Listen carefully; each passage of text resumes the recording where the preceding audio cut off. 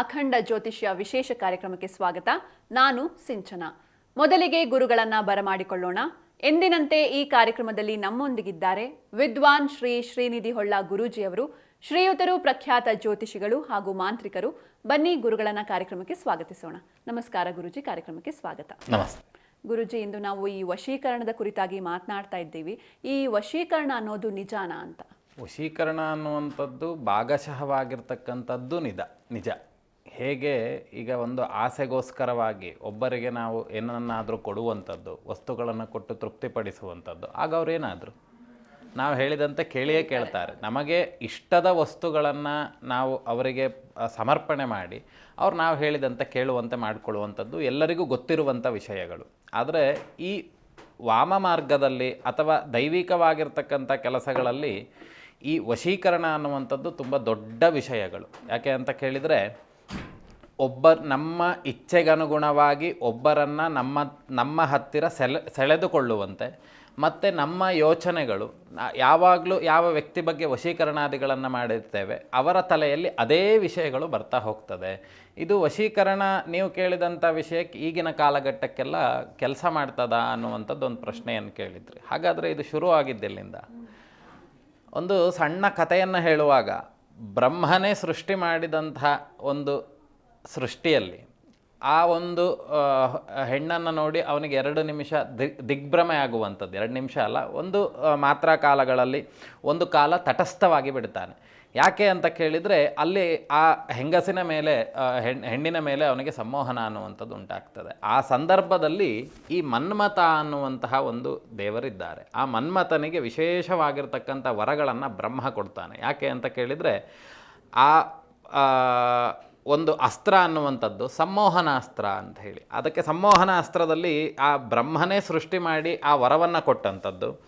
ಹೇಗೆ ದೇವತೆ, ಗಂಧರ್ವರು, ಕಿನ್ನರರು, ಸರ್ಪ, ಅಸುರರು, ರಾಕ್ಷಸರು, ವಿದ್ಯಾಧರರು, ದೈತ್ಯರು, ಯಕ್ಷರು, ಕಿನ್ನರರು, ಹೀಗೆ ಹೇಳ್ತಾ ಹೋದರೆ ಸುಮಾರಷ್ಟಿದೆ. ಕೊನೆಯಲ್ಲಿ ಮನುಷ್ಯರು, ಇವರೆಲ್ಲರಿಗೂ ಸಮೇತ ಅವನು ಸಂಮೋಹಿತನಾಗಿ ಮಾಡುವಂಥ ವಿದ್ಯೆ. ಹೇಗೆ ಈಗ ಶನಿ ಅನ್ನುವಂಥವನು ಒಂದೊಂದೇ ಪೆಟ್ಟನ್ನು ಕೊಡ್ತಾನೋ, ಮನ್ಮಥ ಎಲ್ಲರ ಮನಸ್ಸಿನಲ್ಲಿ ಬಂದು ಒಮ್ಮೆ ಆದರೂ ಒಬ್ಬರ ಮೇಲೆ ಆಗುವಂತೆ ಮಾಡ್ತಾನೆ ಅಂಥೇಳಿ. ಯಾಕೆ ಅಂತ ಕೇಳಿದರೆ, ಅವರ ಪಾಪಕರ್ಮಗಳನ್ನು ದಹಿಸಲ್ಪಡಲಿಕ್ಕೆ, ಕೆಲವೊಂದು ಶುಭ ಆಗಲಿಕ್ಕೆ. ಆ ರೀತಿ ಯೋಚನೆ ಮಾಡಿದಾಗ ಆ ಅಸ್ತ್ರಕ್ಕೆ ಎಷ್ಟು ಶಕ್ತಿ ಇದೆ ಅಂತ ಕೇಳಿದರೆ, ವಿಷ್ಣುವಿನ ಬಾಣಗಳಾಗಲಿ, ಶಿವನ ಬಾಣಗಳಾಗಲಿ, ಹಾಗೆ ಆ ಮಾಯೆ ಅಂತ ಹೇಳಿದರೆ ಸ್ತ್ರೀ ದೇವತೆಯ ಬಾಣಗಳಾಗಲಿ, ಯಾವುದೂ ಸಮೇತ ಇದಕ್ಕೆ ಹಾನಿ ಮಾಡಲಿಕ್ಕೆ ಸಾಧ್ಯತೆ ಇಲ್ಲದಲೇ ಇರುವಂಥ ಒಂದು ವರವನ್ನು ಕೊಟ್ಬಿಟ್ಟ. ಈ ಮನ್ಮಥ ಏನು ಮಾಡ್ದ, ಬ್ರಹ್ಮ ನನಗೆ ವರ ಕೊಟ್ಟನಲ್ಲ, ಒಂದ್ಸಲಿ ನೋಡುವ ಇದು ಹೇಗಿದೆ ಅಂತೇಳಿ ಟೆಸ್ಟ್ ಮಾಡುವ ಅಂತೇಳಿ ಫಸ್ಟ್ ಬಿಟ್ಟಿದ್ದೆ ಬ್ರಹ್ಮನ ಮೇಲೆ. ಈ ಬ್ರಹ್ಮನ ಮೇಲೆ ಬಿಟ್ಟಾಗ ಏನಾಯಿತು, ಅವನೇ ಸೃಷ್ಟಿ ಮಾಡಿದಂಥ ಯುವತಿಯ ಮೇಲೆ ಅವನಿಗೆ ಒಂದು ಕಾಲ ದಿಗ್ಭ್ರಮೆ ಆಗಿಬಿಡ್ತಾನೆ. ಎಷ್ಟು ಸುಂದರವಾಗಿದ್ದಾಳೆ, ಈ ಶಿಲ್ಪಕಲೆಯಲ್ಲಿ ಹೇಗೆಲ್ಲ ಹೇಳಿದ್ದಾರೋ, ಯಾವ್ಯಾವ ಅಂಗಗಳು ಯಾವ ರೀತಿ ಇರಬೇಕು ಅಷ್ಟೇ ತುಂಬಿಕೊಂಡು ಇರ್ತಾಳೆ ಅನ್ನುವಂಥ ಭಾವನೆ. ಆಗ ಬಿಟ್ಟಾಗ ಆ ಬಾಣವನ್ನು ಅವಳ ಮೇಲೆ ಅವನಿಗೆ ಮೋಹಿತರಾಗುವಂತೆ ಆಗಿಬಿಡ್ತಾನೆ. ನಂತರದಲ್ಲಿ ಇದನ್ನು ಸೃಷ್ಟಿ ಮಾಡಿದಂಥ ವಿಷಯ ಯಾಕೆ ಅಂತ ಕೇಳಿದರೆ, ಶಿವ ಅನ್ನುವಂಥದ್ದು ಪರಶಿವ, ಅವನಿಗೆ ಯಾವುದೇ ಆಸೆ ಆಕಾಂಕ್ಷೆಗಳಿಲ್ಲ. ಪ್ರತಿನಿತ್ಯವೂ ಲೋಕ ಕಲ್ಯಾಣಾರ್ಥವಾಗಿ ಧ್ಯಾನಮಗ್ನನಾಗಿರುವಂಥವನು. ಆದರೆ ಈ ಶಿವ ಇದೇ ರೀತಿಯಾಗಿ ಸೃಷ್ಟಿಸ್ಥಿತಿ ಸಂಹಾರ ರೂಪವಾಗಿರ್ತಕ್ಕಂಥ ಶಿವ ಬರೀ ಇದನ್ನೇ ಮಾಡ್ತಾ ಹೋದರೆ, ಇನ್ನು ಮುಂದೆ ಈ ದುಷ್ಟರೆಲ್ಲ ಹುಟ್ಟುತ್ತಾರೆ. ಆಮೇಲೆ ಈ ರಾಕ್ಷಸರಿಂದ ನರಮಾನವರಿಗೆ ಆಗುವಂಥ ತೊಂದರೆಗಳನ್ನು ಯಾರು ಪರಿಹಾರ ಮಾಡೋರು, ಅದಕ್ಕೆ ಇವನು ಸಂಹಾರ ಮಾಡಲಿಕ್ಕೆ ಒಪ್ಪುವುದಿಲ್ಲ ಶಿವ ಅಂತ ಹೇಳಿ ಬ್ರಹ್ಮ ಮತ್ತು ವಿಷ್ಣು ಏನು ಮಾಡ್ತಾರೆ, ಇಬ್ಬರು ಕೂಡಿಕೊಂಡು ಮನ್ಮಥನನ್ನು ಚೂ ಬಿಡುವ ಅಂತ ಹೇಳಿ ಫಸ್ಟ್ ಹೋಗ್ಬಿಟ್ಟು ಶಿವನ ಹತ್ರ ಹೇಳ್ತಾರೆ, ನೀನು ಈ ರೀತಿ ಮದುವೆ ಆಗಬೇಕು, ಆಮೇಲೆ ಮದುವೆ ಆದರೆ ಈ ರೀತಿ ಸಂಹಾರ ಮಾಡಲಿಕ್ಕೆ ಕೆಲವೊಂದು ಶಿವನಿಂದ ಸಂಹಾರ ಆಗ್ತದೆ, ಇನ್ನು ಕೆಲವೊಂದು ಬ್ರಹ್ಮನಿಂದ ಸಂಹಾರ ಆಗ್ತದೆ, ಇನ್ನು ಕೆಲವೊಂದು ಮಹಾಮಾಯೆಯಿಂದ ಸಂಹಾರ ಆಗ್ತದೆ. ಅದು ಆಗಬೇಕು ಅಂತಾದರೆ ನೀನು ಮದುವೆ ಆಗಬೇಕಪ್ಪ ಅಂತ ಹೇಳಿ ಶಿವನನ್ನು ಮನವೊಲಿಸ್ಲಿಕ್ಕೆ ಹೋಗ್ತಾರೆ. ಆಮೇಲೆ ಶಿವ ಒಂದಿಷ್ಟೆಲ್ಲ ಹೇಳ್ತಾನೆ, ಹೀಗೀಗ ಇರಬೇಕು, ಹೀಗೀಗಿದ್ರೆ ನಾನು ಆಗ್ತೀನಪ್ಪ, ಹಾಗೆ ಹೀಗೆ ಅಂತೆಲ್ಲ ಹೇಳಿ ಆದಮೇಲೆ ಆಗ ಮನ್ಮಥ ಏನು ಮಾಡ್ತಾನೆ ಕೇಳಿದರೆ, ಶಿವನಿಗೆ ಬಾಣ ಬಿಟ್ಟು ಆಗ ಆ ಇಬ್ಬರು ಮದುವೆ ಆಗುವಂಥ ಯೋಗಗಳು ಬರ್ತದೆ ಅಂತೇಳಿ ಹಿಂದಿನ ಕಾಲದ ಇದ್ರ ಪೂರ್ವವೃತ್ತ ಅಂತ ಇನ್ನೂ ತುಂಬ ಇರುವಂಥದ್ದು. ಈ ಶಕ್ತಿಗಳಿಗೆ ಯಾವ ಹರ್ಷಣ ಋಷಿಗಳಾಗಿರಬಹುದು, ಹಾಗೆ ರೋಚನ, ಮೋಹನ, ಶೋಷಣ, ಮಾರಣಕ್ಕೆ ಸಂಬಂಧಿತವಾಗಿರ್ತಕ್ಕಂಥ ಯಾವ ಶಕ್ತಿಗಳು ಈ ಮನ್ಮಥನ ಪುಷ್ಪ ಬಾಣಕ್ಕೆ ಏನೂ ತೊಂದರೆ ಮಾಡೋದಿಲ್ಲ ಅಂತ ಹೇಳಿ. ಈ ಮನ್ಮಥನ 5 ಬಾಣಗಳೇ, ಪುಷ್ಪ ಬಾಣಗಳೇ ಸಂಮೋಹನ ವಿದ್ಯೆಯಲ್ಲಿರುವಂಥದ್ದು, ಅರ್ಥಾತ್ ವಶೀಕರಣ ಮಾಡುವಂಥದ್ದು, ಲೋಕ ಕಲ್ಯಾಣಕ್ಕೋಸ್ಕರವಾಗಿ ಇದನ್ನು ಸೃಷ್ಟಿ ಮಾಡಿದಂಥದ್ದು. ಹಾಗಾಗಿ ಈ ವಶೀಕರಣಾದಿಗಳು ನಮಗೆ ಅಪೇಕ್ಷೆ ಇರುವಂಥದ್ದು ಏನೋ ಆಗ್ಬೋದು. ಒಂದು ನನಗೆ ಈಗ ಮದುವೆ ಆಗಲಿಲ್ಲ ಅಂತ ಆದರೆ ನನಗೊಂದು ಸ್ತ್ರೀಯ ಮೇಲೆ ಒಂದು ಅಭಿಮಾನ, ಅಥವಾ ಅವಳನ್ನು ನಾನು ಪತ್ನಿಯನ್ನಾಗಿ ಸ್ವೀಕರಣೆ ಮಾಡಬೇಕು ಅಂತಾದರೆ ಆ ಸಂದರ್ಭದಲ್ಲೂ ಈ ಸಂಮೋಹನ ವಿದ್ಯೆ ಅನ್ನುವಂಥದ್ದು ಬರ್ತದೆ. ಈಗ ಸ್ವಯಂವರ ಪಾರ್ವತಿ ಶಿವನನ್ನೇ ಪತಿಯನ್ನಾಗಿ ಪಡಿಬೇಕು, ಅವಳು ಹುಟ್ಟಿದ ಜನ್ಮವೇ ಶಿವನನ್ನು ಮದುವೆ ಆಗೋದು ಅಂತೇಳಿ ಸೃಷ್ಟಿ ಆದಮೇಲೂ ಸಮೇತ ಅವಳು ಪ್ರತಿ ಮಾಸದಲ್ಲೂ ಆರಾಧನೆ ಮಾಡ್ತಿರ್ತಾಳೆ. ಯಾಕೆ? ಶಿವನನ್ನೇ ಪತಿಯಾಗಿ ಪಡಿಬೇಕು ಅಂತ. ಅವಳು ಚಿಕ್ಕ ವಯಸ್ಸಿನಲ್ಲಿ ಯಾವ ರೀತಿ ಇತ್ತು ಅಂತ ಕೇಳಿದ್ರೆ, ಆಟಗಳನ್ನು ಆಡಬೇಕಾದ್ರೆ ಆಗ ಪರಶಿವನ ಚಿತ್ರವನ್ನು ಬರಿತಾ ಇದ್ಲಂತ, ನಾನು ಅವನನ್ನೇ ಆಗಬೇಕು ಅಂತ. ಆ ಡೆಡಿಕೇಶನ್ ಅನ್ನುವಂಥದ್ದು ಏನು ಅಂತ ಕೇಳಿದರೆ, ನಾವಷ್ಟು ಅದನ್ನು ನಂಬಬೇಕು. ಆಗ ಸೃಷ್ಟಿ ಆಗಿರೋದೇ ಅವರಿಬ್ಬರು ಒಂದಾಗಲಿಕ್ಕೆ ಅಂದಾಗ, ಆದರೆ ಅವಳು ಮನುಷ್ಯ ಪ್ರಯತ್ನ, ಅವಳು ಬಿಡಲಿಕ್ಕಿಲ್ಲ, ಆಗಲೂ ಇದು ಮಾಡಬೇಕು ಅಂತ. ಹಾಗೆ ಈ ಸಂಮೋಹನ ಅನ್ನುವಂಥ ಕ್ರಿಯೆ ಅನ್ನುವಂಥದ್ದು ಶುರುವಾದಂಥದ್ದು ಆಗಿನ ಕಾಲದಿಂದ. ದೇವಾನುದೇವತೆಗಳಿಗೆ ಈ ವಿಷಯಗಳಿಂದ, ಈ ಮನ್ಮಥ ಬಿಟ್ಟಂಥ ಬಾಣದಿಂದ ಉಪಸಂಹಾರಗಾದ್ಯಗಳಾಗಲಿಲ್ಲ. ಆಮೇಲೆ ಕೊನೆಗೆ ಅದನ್ನು ಸಂಹಾರ ಮಾಡೋದು ಯಾರು? ಮತ್ತು ಅವನೇ ಮಾಡಬೇಕು. ಯಾರು? ಮನ್ಮಥ. ಯಾಕೆ ಅಂತ ಕೇಳಿದರೆ, ಶಿವನಿಗೆ ಬಾಣ ಬಿಡೋದು ಬಿಟ್ಟುಬಿಡ್ತಾನೆ ಮನ್ಮಥ. ಅವನಿಗೆ ಆ ಶಿವನಿಗೆ ಬಾಣ ಬಿಟ್ಟಾಗ ಪ್ರಕೃತಿ ವಿಕೋಪಗಳೆಲ್ಲ ಆಗ್ತದಂತೆ. ಸುತ್ತಮುತ್ತ ಸಿಡಿಲು ಬರೋದು, ಅತಿಯಾಗಿರ್ತಕ್ಕಂಥ ಬಿರುಗಾಳಿ, ಈ ಥರದ್ದೆಲ್ಲ ಬರ್ಲಿಕ್ಕೆ ಶುರು ಆದಮೇಲೆ ಮನ್ಮಥನಿಗೆ ಹೆದರಿಕೆ ಶುರು ಆಗಿಬಿಡ್ತದೆ. ಅಯ್ಯೋ, ನಾನು ಬಿಟ್ಟಂಥ ಬಾಣದಿಂದ ಶಿವ ಕೋಪಕ್ಕೆ ಹೋಗ್ಬಿಟ್ನಲ್ಲ. ಆಮೇಲೆ 3ನೇ ಕಣ್ಣನ್ನು ಓಪನ್ ಅದು ಭಸ್ಮ ಆಗ್ತದೆ. ಆಮೇಲೆ ಮತ್ತೆ ಪುನರ್ಜನ್ಮ ಅನ್ನುವಂಥದ್ದಿದೆ. ಅದೆಲ್ಲ ನಮಗೆಲ್ಲರಿಗೂ ಗೊತ್ತಿರುವಂಥ ವಿಷಯ, ಅದ್ರ ಬಗ್ಗೆ ನಾವು ವಿಮರ್ಶೆ ಮಾಡೋದು ಬೇಡ. ಆಗ ಅವನು ಹೆದರಿ ಏನು ಮಾಡ್ತಾನೆ ಮನ್ಮಥ, ಇನ್ನು ನನಗೆ ಉಳಿಗಾಲ ಇಲ್ಲ. ಅದಕ್ಕೇನು ಮಾಡ್ತಾನೆ, ಆಗ ಆ ಶಕ್ತಿಯನ್ನು ಉಪಸಂಹಾರ ಮಾಡಿಬಿಡ್ತಾನೆ. ಅಂತ ಹೇಳಿದರೆ, ಆ ಮಾಡಿದಂತಹ ಶಕ್ತಿ ಬಿಟ್ಟಂಥ ಬಾಣವನ್ನು ಅದರ ಶಕ್ತಿಗಳನ್ನು ಕುಗ್ಗಿಸ್ತಾ ಬರ್ತಾನೆ. ಅಂತ ಹೇಳಿದರೆ ಆಗ ಆ ಸಂಮೋಹಿತರಾಗುವಂಥ ಪ್ರಮಾಣ ಅನ್ನುವಂಥದ್ದು ಕಮ್ಮಿ ಆಗ್ತಾ ಬರ್ತದೆ.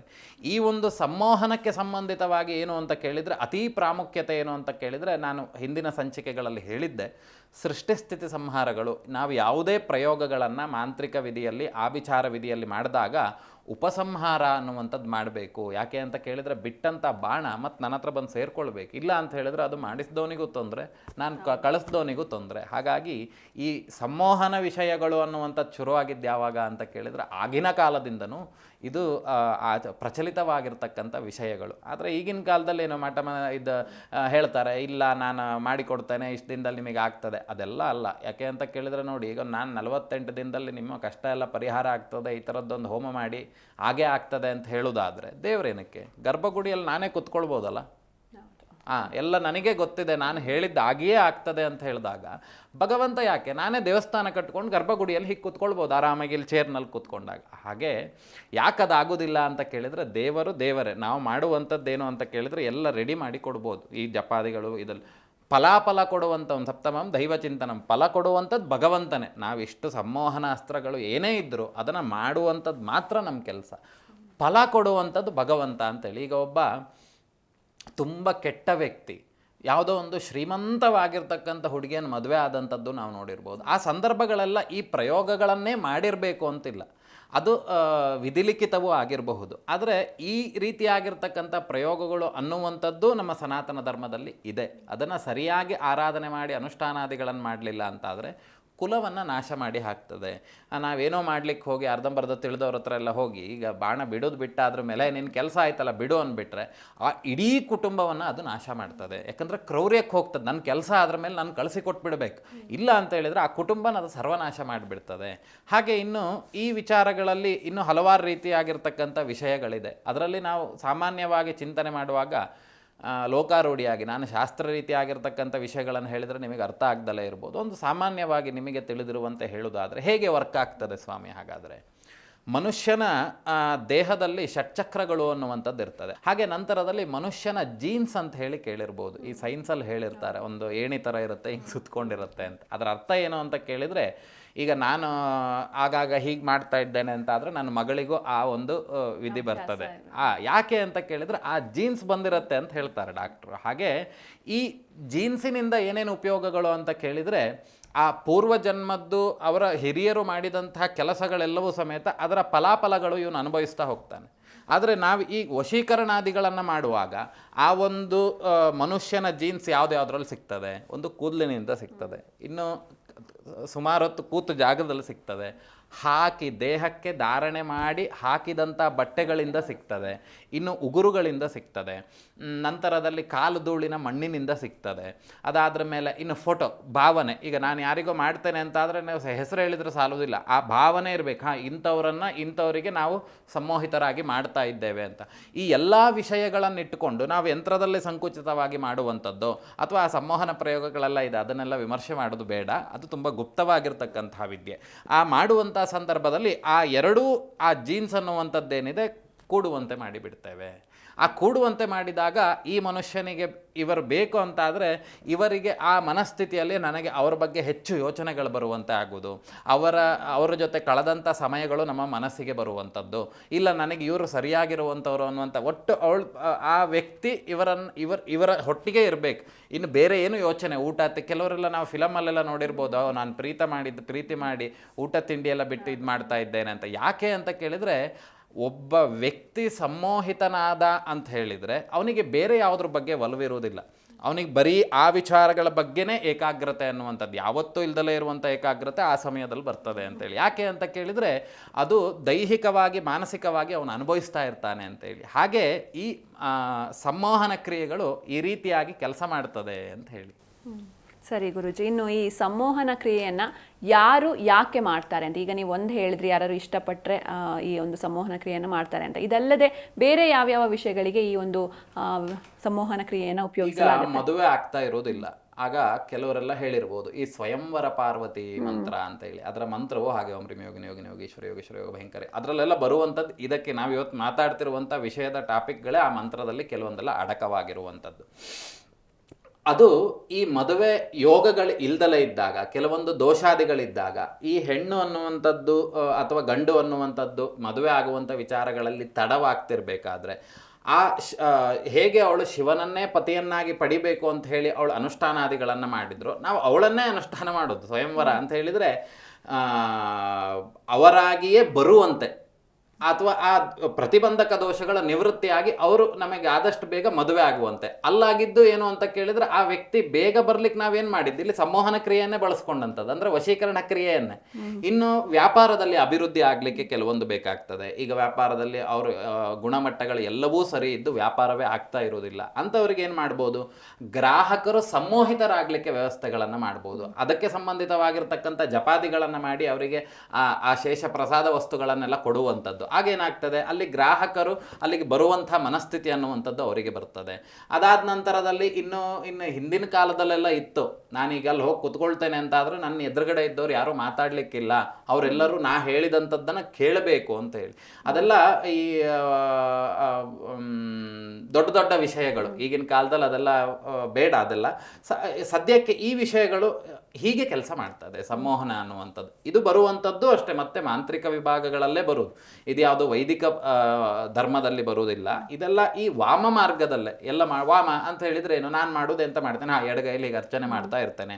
ಹಾಗೆ ಅಲ್ಲಿ ಇರುವಂಥ ವಸ್ತುಗಳು ಅಷ್ಟೇ ತಮೋವರ್ಣದ ವಸ್ತುಗಳಿರ್ತದೆ ಅಥವಾ ಮದ ಬರುವಂಥ ವಸ್ತುಗಳಿರ್ತದೆ. ಈಗ ಫಾರ್ ಎಕ್ಸಾಂಪಲ್ ಹೇಳೋದಾದರೆ ಮದ್ಯಪಾನಾದಿಗಳಿರ್ಬೋದು. ಅದಾದ ನಂತರದಲ್ಲಿ ಈ ಬಲಿಗಳನ್ನು ಕೊಡ್ಬೋದು. ಹಾಗೆ ನಂತರದಲ್ಲಿ ತರ್ಪಣಕ್ಕೆ ಮದ್ಯಾದಿಗಳನ್ನು ಬಳಸ್ಬೋದು. ಇನ್ನು ಕೆಲವೊಂದೆಲ್ಲ ಹೇಳಿದ್ದಾರೆ ಅದೆಲ್ಲ ನಿಷಿದ್ಧವಾಗಿರ್ತಕ್ಕಂಥ ವಸ್ತುಗಳು. ಅದನ್ನೆಲ್ಲ ಈ ಆರಾಧನೆ ಮಾಡುವಂಥದ್ದಕ್ಕೆ ನಾವು ಶಾಸ್ತ್ರದಲ್ಲಿರುವಂಥ ಉಲ್ಲೇಖಗಳನ್ನು ತಗೊಂಡ್ರೆ ತುಂಬ ದೊಡ್ಡದಾಗಿದೆ. ಸದ್ಯಕ್ಕೆ ಇಷ್ಟು ಸಾಕು. ಖಂಡಿತ ಗುರುಜಿ. ಇನ್ನು ಈ ವಶೀಕರಣ ಆದಮೇಲೆ ಈ ವಶೀಕರಣ ಆಗಿರುವಂಥ ವ್ಯಕ್ತಿಗೆ ಇದು ಗೊತ್ತಾಗೋದೇ ಇಲ್ವಾ ಹೇಗೆ? ಈಗ ನಿಮಗೀಗ ಹೊಟ್ಟೆ ಹಸಿವು ಆಗ್ತಿದೆ ಅಂತ ಹೇಳಿದರೆ, ಹೊಟ್ಟೆ ತುಂಬ ತಿಂದು ನಿಮಗೆ ಇಷ್ಟ ಆಗಿರುವಂಥ ವಸ್ತುವಿನ ಪರಿಮಳ ಅನ್ನುವಂಥದ್ದು ಮೂಗಿಗೆ ಹೊಡಿತು ಅಂತ ಆದರೆ ಮತ್ತೊಂದು ರೌಂಡ್ ತಿನ್ನಬೇಕು ಅಂತ ಹೋಗ್ತಿರೋ ಇಲ್ಲೋ. ಆದರೆ ನಿಮ್ಮ ಮನಸ್ಸಿಗೆ ಗೊತ್ತಿದೆ ನನ್ನ ಹೊಟ್ಟೆ ಅನ್ನುವಂಥದ್ದು ತುಂಬಿದೆ, ನಾನು ಸಾಕಷ್ಟು ತಿಂದಿದ್ದೇನೆ ಅಂತ. ಆದರೂ ಬೇಕು ಅಂತ ಎದ್ದು ಹೋಗೋದು ಯಾಕೆ ಅಂತ ಕೇಳಿದ್ರೆ ಆ ಸಂದರ್ಭದಲ್ಲಿ ಆ ವಸ್ತುವಿನ ಮೇಲೆ ನಿಮಗೆ ಮೋಹ ಉಂಟಾಗಿರ್ತದೆ. ಅದನ್ನು ನೀವೇನು ಅಂದ್ಕೊಂಡಿದ್ದೀರಿ ಅದನ್ನು ಮಾಡುವಾಗ ನಾ ಹೇಳಿದ್ನಲ್ಲ, ಈ ಯಕ್ಷರು, ರಾಕ್ಷಸರು, ವಿದ್ಯಾಧರರು, ಯಕ್ಷಿಣಿಯರು ಇವರಿಗೆ ಬಿಡಲಿಲ್ಲ ಅಂತ ಆದರೆ ನಮ್ಮ ಮನುಷ್ಯರಿಗೆ ಬಿಡುವುದಿಲ್ಲ. ಹಾಗಾಗಿ ಆದರೆ ಇವತ್ತಿನ ಕಾಲಘಟ್ಟದಲ್ಲಿ ಏನಾಗಿದೆ, ಯಾರೂ ಅಷ್ಟೆಲ್ಲ ಅನುಷ್ಠಾನಗಳನ್ನು ಮಾಡುವವರೆಲ್ಲ ತುಂಬ ವಿರಳ. ಏನು ಅಂತ ಕೇಳಿದ್ರೆ ಒಂದು ಯಂತ್ರ ಕೊಡ್ತೀನಿ, ಒಂದು ನಿಂಬೆಹಣ್ಣು ಕೊಡ್ತೀನಿ, ನಿಂಗೆ ಅದು ಮಾಡಿಕೊಡ್ತೀನಿ ಅಂತಾರೆ ಬಿಟ್ಟರೆ, ಬಟ್ ನಾವು ಸರಿಯಾಗಿರುವಂಥ ವಿಷಯಗಳನ್ನು ನಾವು ತಿಳಿದಿರಬೇಕು. ಆ ವ್ಯಕ್ತಿಗೆ ಯಾವುದೇ ರೀತಿಯಾಗಿರತಕ್ಕಂಥ ಬೇರೆ ವಿಷಯಗಳಲ್ಲಿ ಆಸಕ್ತಿ ಇರುವುದಿಲ್ಲ. ಈ ಸಂಮೋಹಿತರಾಗಿದ್ದಾರೆ ಅಂತ ಹೇಳಿದಾಗ ಅದೇ ವಿಷಯಗಳ ಬಗ್ಗೆ ಅವರು ಯೋಚನೆಯನ್ನು ಮಾಡ್ತಾ ಇರ್ತಾರೆ. ಈಗ ಪ್ರೀತಿ ಪ್ರೇಮ ಮಾಡಿದವರಿಗೆ ಊಟ ತಿಂಡಿ ಸೇರ್ತಾ ಇಲ್ಲ, ನಿದ್ದೆ ಬರೋದಿಲ್ಲ. ಯಾಕೆ ಅಂತ ಕೇಳಿದ್ರೆ ಆ ಒಂದು ಸಂಮೋಹಿತರಾಗಿರ್ತಾರೆ ಅಂತ ಹೇಳಿದ್ರೆ ಆ ಯೋಗಗಳು, ಈ ಬಿಟ್ಟಂತ ಬಾಣ ಅವನು ಎಲ್ಲರಿಗೂ ಬಿಡ್ತಾನೆ ಅಂತ ಹೇಳಿದ್ನಲ್ಲ, ಆ ಸಂದರ್ಭದಲ್ಲಿ ಬಿಟ್ಟಿರ್ತಾರೆ. ಹಾಗೆ ಎಳೆದು ಬಿಡ್ತದೆ ಮನುಷ್ಯನ ಈ ಯೋಗಗಳನ್ನು. ಬುದ್ಧಿಗೆ ಕನೆಕ್ಟಿವಿಟಿ ಕೊಟ್ಟಿದ್ದಾನೆ. ಆ ಬುದ್ಧಿ ಅಂತ ಮಾಡ್ತದೆ, ಹಳಸ್ತಾನೆ, ಫಸ್ಟ್ ತಿಂದ್ಬಿಡುವನ, ನಂಗೆ ಅದು ಬೇಕು. ಕೆಲವ್ರು ಹೇಳಿರ್ತಾರೆ, ನನಗೆ ಬೇಕಂದ್ರ ಮೇಲೆ ಅದು ಇಲ್ಲಿ ಎದುರುಗಡೆ ಇದ್ದು ಬಿಡ್ಬೇಕು ಅಂತಾರೆ. ಯಾಕೆ ಅಂತ ಕೇಳಿದರೆ ಅವ್ರಿಗೆ ಅದ್ರ ಮೇಲೆ ಇರುವಂಥ ಅಷ್ಟು ಅಡಿಕ್ಟ್ ಆಗಿರ್ತಾರೆ ಆ ವಿಷಯದ ಮೇಲೆ. ಹಾಗಾಗಿ ಈ ವಿಷಯಗಳೆಲ್ಲ ಹೀಗೆ ಮತ್ತು ತುಂಬ ಅತಿರೇಕಕ್ಕೆ ತಗೊಂಡು ಹೋಗ್ಬೋದು. ಅದು ತುಂಬ ಅತಿರೇಕಕ್ಕೆಲ್ಲ ಹೋಯ್ತು ಅಂತ ಆದರೆ ನಾವೇ ಆ ಹಿಂಸೆಗಳನ್ನು ತಡಿಲಿಕ್ಕೆ ಆಗ್ದಲೇ ಎಷ್ಟೋ ಜನ ಆತ್ಮಹತ್ಯೆಗಳನ್ನು ಮಾಡ್ಕೊಂಡವರು ಇರ್ತಾರೆ. ಯಾಕೆ ಅಂತ ಕೇಳಿದರೆ ಅವರಿಗೆ ಮಾನಸಿಕವಾಗಿ ಕುಗ್ಗೋಗ್ಬಿಡ್ತಾರೆ. ನೀವು ಬೆಳಗ್ಗಿಂದ ಮಧ್ಯಾಹ್ನ ತನಕ ಒಂದು ಬುಕ್ ಓದಿ ಅಂದರೆ ಓದ್ಬೋದು, ಒಂದು ವರ್ಷ ಒಂದೇ ಬುಕ್ಕನ್ನು ಓದಿ ಅಂತ ಹೇಳಿದ್ರೆ ಓದ್ಲಿಕ್ಕೆ ಆಗೋದಿಲ್ಲ, ಹುಚ್ಚಿಡ್ದಾಗ ಆಗ್ತದೆ. ಹಾಗೆ ಈ ವಿಚಾರಗಳು ಅತಿರೇಕಕ್ಕೆ ಹೋಯ್ತು ಅಂತ ಆದ್ರೆ ಏನ್ ಮಾಡ್ತದೆ ಕೇಳಿದ್ರೆ ಇದು ಏನ್ ಬೇಕಾದ್ರೂ ಮಾಡಬಹುದು. ಹಾಗಾಗಿ ಇದನ್ನ ಬಳಸುವಂಥದ್ದು ತುಂಬಾ ಸೂಕ್ಷ್ಮ ವಿಚಾರಗಳು. ಮತ್ತೆ ಹಾಗೆ ಈಗ ಅವಶ್ಯಕತೆ ಇರೋದೇ ಇಲ್ಲ. ಹಿಂದಿನ ಕಾಲದಲ್ಲೆಲ್ಲ ಏನು ಅಂತ ಕೇಳಿದ್ರೆ ಮ್ಯಾಟ್ರಿಮೋನಿ ಇರಲಿಲ್ಲ, ಅಥವಾ ಕಾಲೇಜು ಸ್ಕೂಲು ಇರಲಿಲ್ಲ. ಮದುವೆಗೆಲ್ಲ ಹೋದಾಗ ಹೆಣ್ಣನ್ನು ನೋಡಿ ಇದು ಮಾಡ್ತಿದ್ರು. ಆಗ ಇದೆಲ್ಲ ಅಷ್ಟು ಉಪಯೋಗಕ್ಕೆ ಬರ್ತಾ ಇರಲಿಲ್ಲ. ಮತ್ತು ಇದನ್ನು ಜಾಸ್ತಿ ವಾಮ ಅಂತ ಹೇಳಿದ್ರೆ ಇದನ್ನು ಕೆಟ್ಟದನ್ನು ಮಾಡಿದ್ರ ಮೇಲೆ ಕೆಟ್ಟದನ್ನು ಅನುಭವಿಸ್ಲಿಕ್ಕೆ ರೆಡಿ ಇರಬೇಕು ಅಂತ. ಇದರಿಂದ ಪರಿಣಾಮಗಳು ಇದ್ದಾವೆ, ಕೆಟ್ಟ ಪರಿಣಾಮಗಳು ಇದ್ದಾವೆ. ಏನು ಅಂತ ಕೇಳಿದ್ರೆ ಬಿಟ್ಟಂಥ ಬಾಣಗಳನ್ನು ನಾವು ಅದೇ ಉಪಸಂಹಾರಾದಿಗಳನ್ನು ಮಾಡಲಿಲ್ಲ ಅಂತ ಹೇಳಿದ್ರೆ ಮತ್ತು ಕುಟುಂಬವನ್ನು ನಾಶ ಮಾಡ್ತದೆ. ನಾಶ ಅಂದರೆ ಇರುವಂಥವ್ರು ಮರಣವನ್ನು ಹೊಂದ್ಬೋದು ಅಥವಾ ಬೆಡ್ ರಿಟರ್ನು ಆಗ್ಬೋದು. ಅದು ನಮಗೆ ಗೊತ್ತಿಲ್ಲ, ಭಗವಂತನ ಚಿತ್ತ. ಅದು ಆಯಾ ಸಂದರ್ಭಕ್ಕೆ ಅನುಗುಣವಾಗಿ ಯಾರನ್ನ ನಾವು ಸಂಮೋಹಿತರಾಗಿ ಮಾಡ್ಕೊಂಡು ನಾವೇನೋ ಒಂದು ಮದುವೆಗಿದ್ವಿ ಆದ್ವಿ ಅಂತ ಇಟ್ಕೊಳ್ಳಿ, ನಾಳೆ ದಿನ ಅಂತೂ ಚೆನ್ನಾಗಿರ್ಲಿಕ್ಕೆ ಸಾಧ್ಯತೆ ಇಲ್ಲ. ಯಾಕೆ ಅಂತ ಕೇಳಿದ್ರೆ ಫಸ್ಟ್ ಜಾತಕ ನೋಡೋದಿಲ್ಲ, ಅಥವಾ ಅವರಿಬ್ಬರ ಮನಸ್ಥಿತಿಗಳು ಗೊತ್ತಿರೋದಿಲ್ಲ. ಹೀಗೆಲ್ಲ ಇದ್ದಾಗ ಅದರಿಂದ ಅನಾನುಕೂಲಗಳ ಆಗುವಂಥದ್ದು ಜಾಸ್ತಿ ಅನ್ನುವಂಥದ್ದು ನಮ್ಮ ಅಭಿಪ್ರಾಯ. ಇದಕ್ಕೆ ಪರಿಹಾರ ಏನು ಇಲ್ವಾ ಗುರೂಜಿ? ಪರಿಹಾರ ಅನ್ನುವಂಥದ್ದಿದೆ. ಹೇಗೆ ನಾವು ಮಾಡಿದಂಥ ಶಕ್ತಿಗಳನ್ನು ಯಾವ ವ್ಯಕ್ತಿ ಆ ಒಂದು ಸಂಮೋಹನ ಕ್ರಿಯೆಗಳನ್ನು ಮಾಡಿರ್ತಾನೆ ಮತ್ತು ಅದನ್ನೇ ಮುಳ್ಳಿಂದನೇ ತೆಗಿಬೇಕು. ಮತ್ತು ಯಾರಿಗೆ ಆಗಿದೆ ನೋಡಿ ಆ ವ್ಯಕ್ತಿಯ ಜಾತಕಗಳನ್ನು ಪರಿಶೀಲನೆ ಮಾಡಿ, ಪ್ರಶ್ನೆಯನ್ನು ಚಿಂತನೆ ಮಾಡಿ, ಅದರಲ್ಲಿ ಸ್ಪಷ್ಟವಾಗಿ ಆಗಿದೆ ಅನ್ನುವಂಥದ್ದು ನಾವು ಬಂದ್ರ ಮೇಲೆ ನಂತರದಲ್ಲಿ ಪುನಃ ಅದೇ ಜೀನ್ಸ್ ವಿಚಾರಗಳನ್ನು ತಗೊಂಡು ಆ ಪ್ರಯೋಗಾದಿಗಳನ್ನು ನಿಷ್ಕ್ರಿಯ ಮಾಡುವುದು. ಅರ್ಥಾತ್ ಈ ಮೊಬೈಲ್ನಲ್ಲಿರೋ ಬ್ಯಾಟ್ರಿ ಈಗ ತೊಂದರೆ ಇದೆ ಅಂದರೆ ಆ ಬ್ಯಾಟ್ರಿನ ತೆಗೆದು ಆ ಕಡೆ ಬಿಸಾಡಿ ಬಿಡೋದು. ಆಮೇಲೆ ಏನು ಆ ಮೊಬೈಲ್ ಏನು ವರ್ಕ್ ಮಾಡೋದಿಲ್ಲ, ಹಾಗೆ ಆ ಶಕ್ತಿಗಳನ್ನು ನಿಷ್ಕ್ರಿಯ ಮಾಡಿ ಬಿಡ್ಬೋದು. ಅರ್ಥಾತ್ ಉಪಸಂಹಾರಾದಿಗಳನ್ನು ಮಾಡಿಬಿಡೋದು, ಮುಗಿಸೋದು ಅಂತೇಳಿ. ಅಥವಾ ಆ ಶಕ್ತಿಯನ್ನು ಸಂಹಾರ ಮಾಡೋದು. ಎಲ್ಲ ಟೈಮಲ್ಲೂ ಶಕ್ತಿಯನ್ನು ಸಂಹಾರ ಮಾಡಲಿಕ್ಕಾಗಲ್ಲ, ಎಲ್ಲ ಟೈಮಲ್ಲೂ ಉಪಸಂಹಾರ ಮಾಡಲಿಕ್ಕಾಗಲ್ಲ.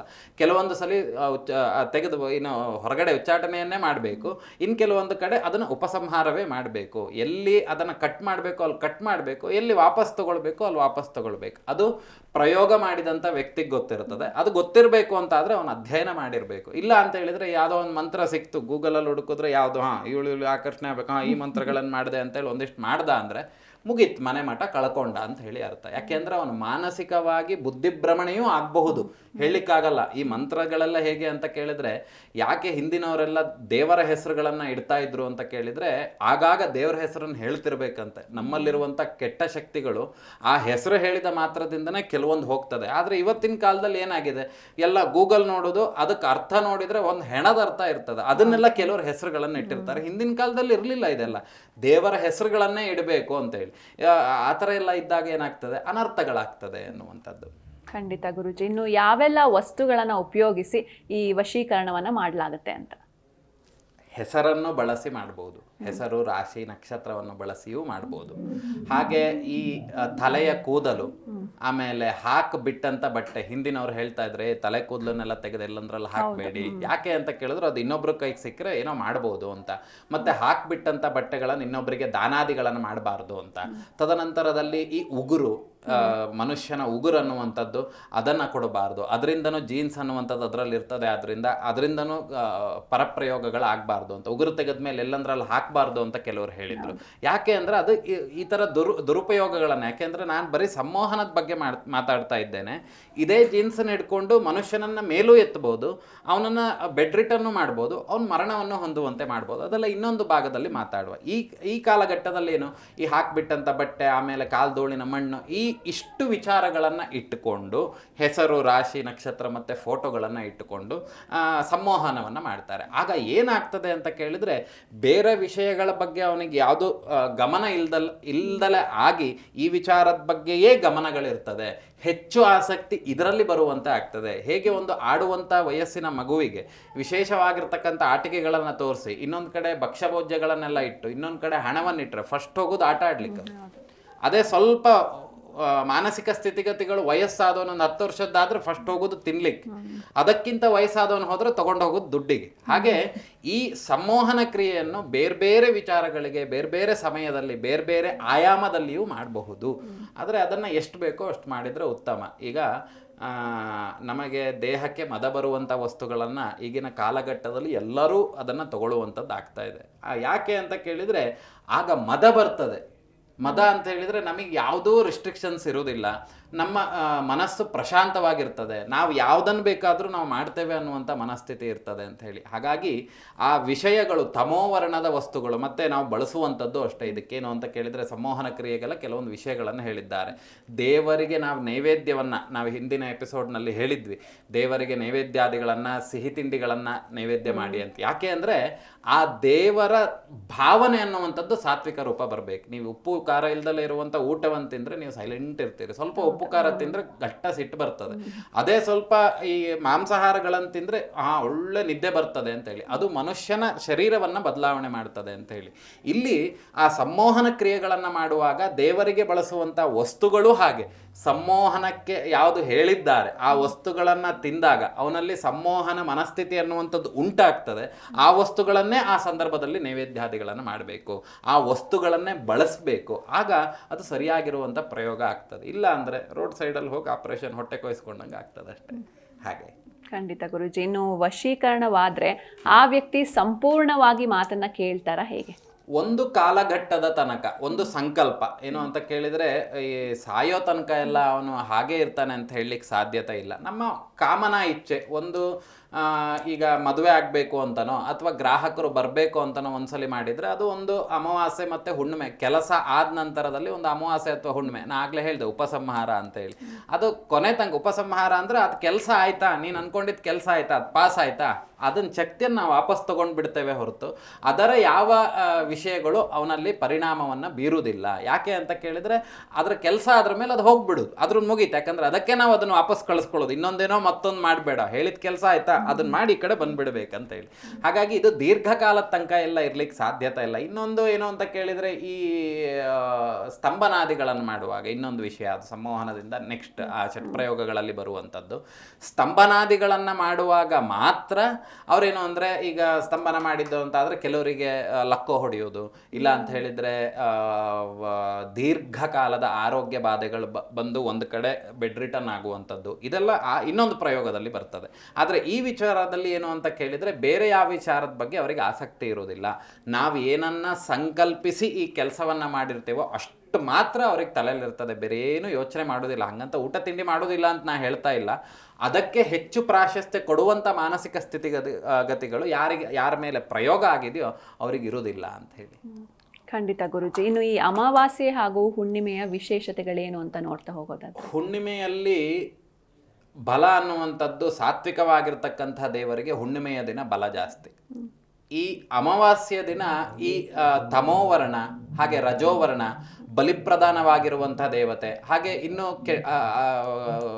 ತಮೋವರ್ಣ ಅಂದರೆ ಕೆಟ್ಟ ಶಕ್ತಿಗಳಿಗೆ ಬಲ ಜಾಸ್ತಿ ಯಾವಾಗ ಅಂತ ಕೇಳಿದರೆ ಸೂರ್ಯ ಅಸ್ತ ಆದ್ರ ಮೇಲೆ.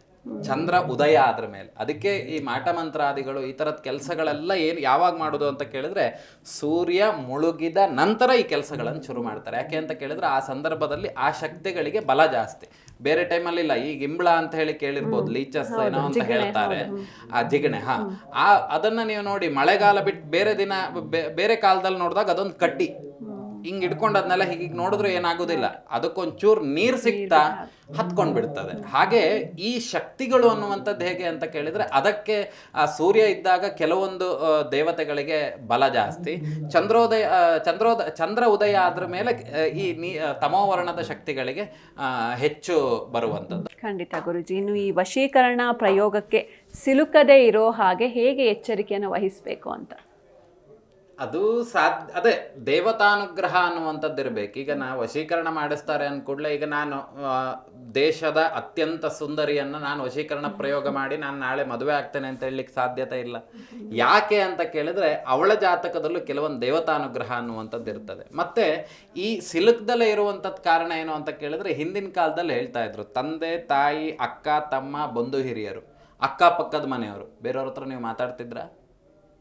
ಇಲ್ಲ. ಯಾಕೆ?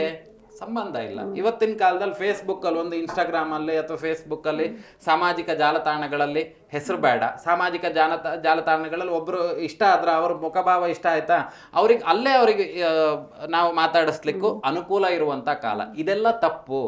ಅನಗತ್ಯವಾಗಿ ಯಾರ ಹತ್ರನೂ ಮಾತಾಡಬಾರ್ದು. ಯಾಕೆ ಅಂತ ಕೇಳಿದ್ರೆ ಅದು ನಮಗೆ ಅವಶ್ಯಕತೆ ಇಲ್ಲದ್ದು. ಈಗ ನೀವು ಕಾಲೇಜಿಗೆ ಹೋಗ್ತೀರಾ, ಅಲ್ಲಿ ನೀವು ಇವ್ರ ಹತ್ರ ಯಾರು ಸರ್ ಹತ್ರ ಮಾತಾಡಲೇಬೇಕು.